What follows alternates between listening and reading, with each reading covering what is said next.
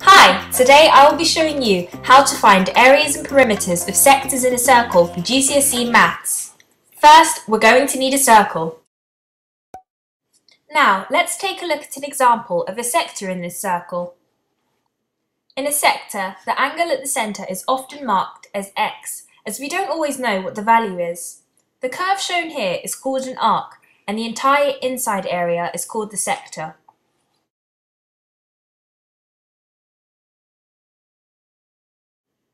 The arc is part of the circumference of the circle, whilst the sector is part of the area.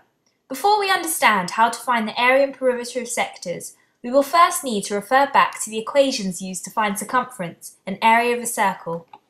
The circumference of a circle is equal to 2 multiplied by pi multiplied by r, where r is the radius.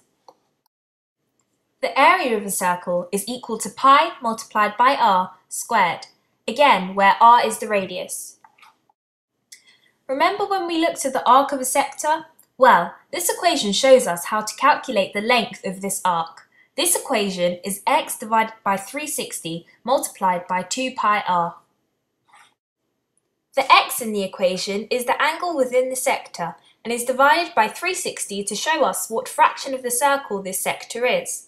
I like to imagine it to be a way of working out the fraction of a cake that a slice is, although I doubt that a real cake would be around long enough for me to try and use this equation. The 2 pi r here comes from the circumference of the circle equation and allows us to work out the curved part of the circle for just the sector that we are looking at, as opposed to working out the entire circle.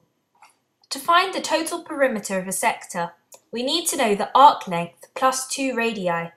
If you look at this diagram here, you can see that the sector perimeter is made up of the arc as well as the 2 lines that extend from the centre of the circle to the edge of the circle, otherwise known as 2 radii. To find the area of a sector, we use the equation x over 360 multiplied by pi r squared. This is very similar to the arc length equation. However, the key difference is that pi r squared is being used because this equation relates to area.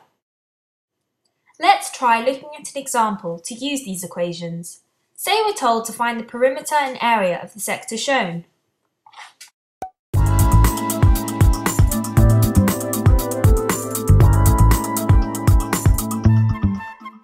Working on perimeter first, we know that the equation for a perimeter of a sector is the arc length plus 2r. However, we will first need to find out what the arc length is in order to work out this equation.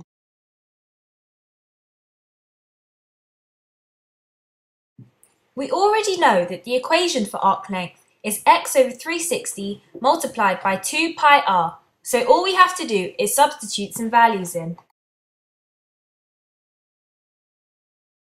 From the diagram, angle x is said to be 50 degrees, and the radius of the circle is 4 centimeters.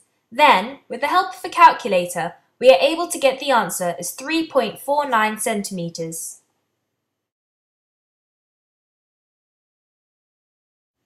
Beware, this is not the end of the question. We still need to find out the total perimeter of the sector, which will be 3.49 plus 2r.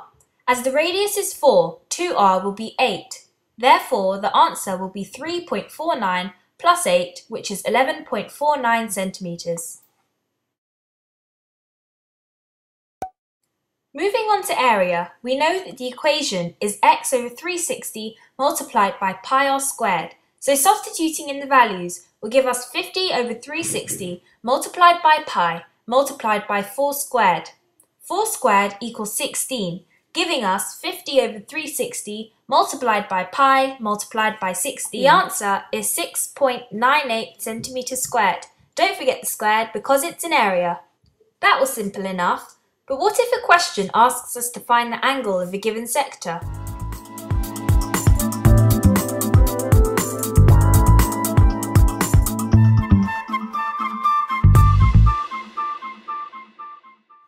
The first thing for us to do is to see what information we have given to us already. The fact that we have an arc length of 8.3 centimeters suggests that we can use that equation to find a value for x. Substituting in values leaves us with arc length 8.3 equals x over 360 multiplied by 2 multiplied by pi multiplied by the radius, which is 5.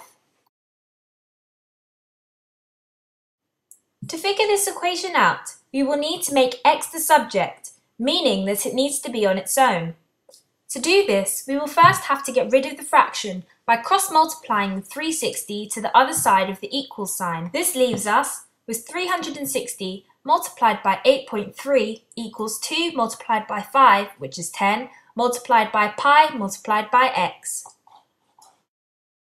To get the x on its own from here, we will need to take both the 10 and the pi to the other side of the equation. As they have been multiplied by x, they must be divided by the values on the other side. This gives the answer 95.1 degrees.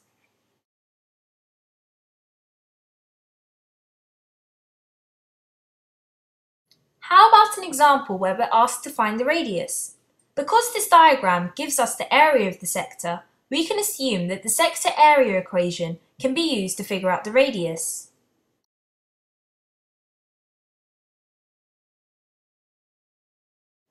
Substituting in values gives us 50 equals 70 over 360 multiplied by pi multiplied by r squared. Just like last time, we can cross-multiply the 360 to get rid of the fraction and to leave us with 50 multiplied by 360 equals 70 pi r squared. To make r the subject, we need to divide the other side by 70 pi to leave r squared. Using a calculator, work this out to leave r squared equals 81.85111 with more digits following.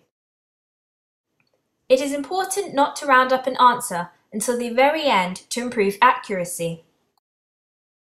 To leave r on its own, we need to get rid of the square. To do this, we must square root the other side, like so. Input this answer into your calculator and you get 9.05 centimeters, rounded up to 3 significant figures.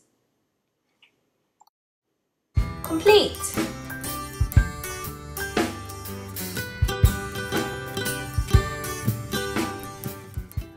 If you like this video, please take a moment to like, comment and subscribe for more content. Thanks for watching!